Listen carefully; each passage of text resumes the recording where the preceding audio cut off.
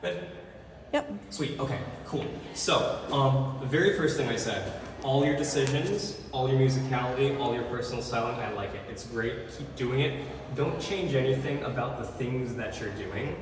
The whole kind of theme of today was just we really want it to work. And also we want to give you some tools to just make sure that you can connect with like good or bad leaders equally well. And we gave you some tools to control your own movement even if your leaders are, let's say, a little bit abrupt or something like that.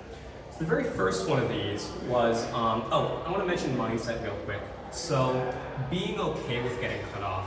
And I gave you the example of kind of like, I was following for a second, and I have like this long and drawn out complicated idea. At any point in time, if the leader leads me out, I am ready to come forward, even if it's the wrong foot and I'm completely open, something like that. So you're always ready to move, you're always ready to be led, even if it's abrupt, even if you weren't done with your idea. You shouldn't feel like your leader is ruining your day just because you had a couple more beats of something planned.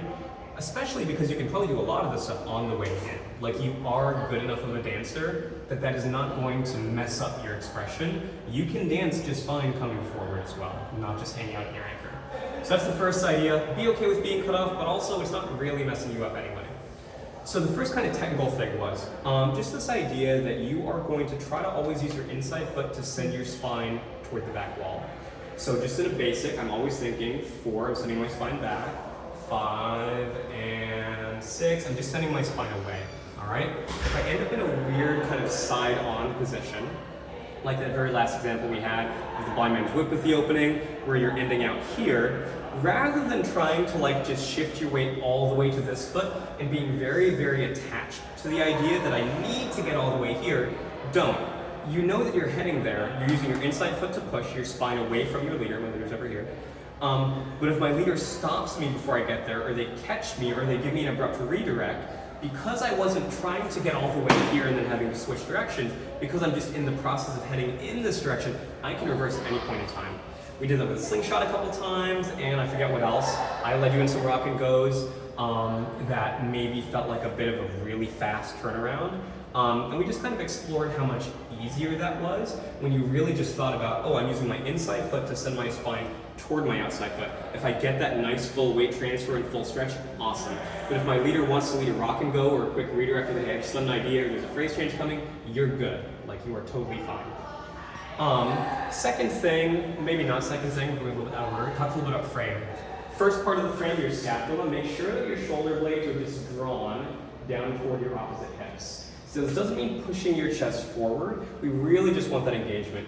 You tend to push your shoulder blades forward and apart a little bit and kind of settle and dance here. So just make sure that your shoulder blades are kind of attached to your spine is the idea. Second thing is just that external rotation. So shoulder blades first, and then turning your palms toward your partner from your shoulders, not shrugging up as much as you can, not squeezing back in an exaggerated way as much as you can, just the shoulders rotating here. Now, once this is turned open, right, your hands are going to be outside your body. Keep the shoulder in the same place. Keep the shoulder blade in the same place.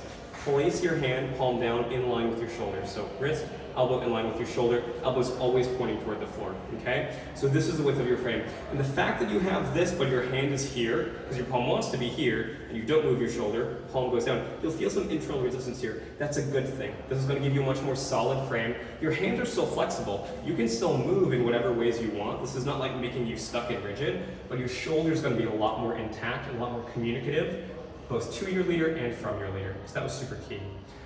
Spotting. Just the idea that whenever you get a redirect, you look in the opposite direction. So in those ochos and those sweethearts, if I feel my leader turning me to the right, like just that beginning of that lead, I'm gonna look, and if I feel them turning me the other way, before my body turns. Can you demo this just so I have a video? Because that would make so way more sense. And you're just kind of swiveling back and forth. So we're over here. Yep, this way. Cool. So as you turn me to the left, like when I feel that lead, I look first. When I feel the lead to the right, I look first. So it's this. And I feel like for you, kind of the way you were doing it was when he leads me, you kind of turn and then your head goes. Or he starts turning you and then your head goes last. Try to, as soon as you feel the lead start, your head looks first. And this goes for ochos as well. any type of redirect really. Even something like a right side pass, maybe an underarm turn, we're gonna be facing this way. So I feel like for you, you tend to turn a little bit late, like after your hand's already crossed your face. So as soon as your hand crosses the center line of your face, you can start looking back the way you came, is kind of the idea. On that tuck, also the same, basic tuck with 2 triples. I check away on 4, I look back on 5. And if there's an acceleration or something, I can look back sooner, but just that idea that I'm always looking in that direction first, thanks. Okay. Same thing on a free spin, and really the idea of committing to your 4, I said that was maybe the biggest idea, just because you tend to fall out of a lot of turns and lose your balance sometimes. So make sure that as you're finishing a free spin, right, so this would be like 1, 2, 3, and I'm looking back this way. Before I take this step, I find this wall that determines where I take my step on 4. So I'm going 1, 2, 3, and 4. I look before I take the step. Super important for balance. We talked a little bit about under rotation. Try not to under rotate. So this is my slot. Great, we've got these 2 lines here, right? These are my train tracks. So you tend to under rotate in such a way that you actually block your other foot from moving back. So under rotating just so that you have enough space to move back and open away. So if I found under rotation, right? Let's say this is my hand connected to my leader. Under rotating here, you tend to open out by giving your hand to your leader and rotating in place. This side, once you've filled the space, doesn't move back towards your leader. Under rotate, now you can open out, but this side did not move back in this direction.